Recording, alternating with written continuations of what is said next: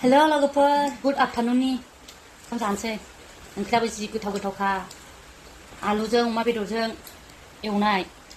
बेदर सावनाय दालि जहल जानायसै बेदर सावनाया नै बुरिया गोथावखा अमाया सोर सोरनि फेभरेट लोगोफोर कमेन्टआव खिन्थाहरदो आंनि जानायखौ नुनानै लुबैबायसोनदां सनाफ्रा लुबैनाङा दे सोर सोर बेदर नङाबा ओंखामा खहाबा गेरानो बारा लोगोफोर कमेन्टआव खिन्थाहरदे आंहा बेदर नङाबा गेरानो बाखा बेदरबासो आंना गेटना पास जायो मिन्थिबा लोगोफोर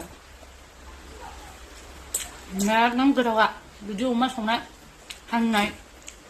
गोथाव जाखायो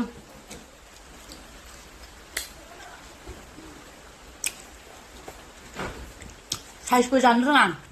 गोसोनि जानला मोनलासो जाखायो ओंखाम जानायखौ साइज लानानै जानो नाङा गोसोनि होनांगौ बेदरफ्रा जरखायो ख'आव गारसोनांगौ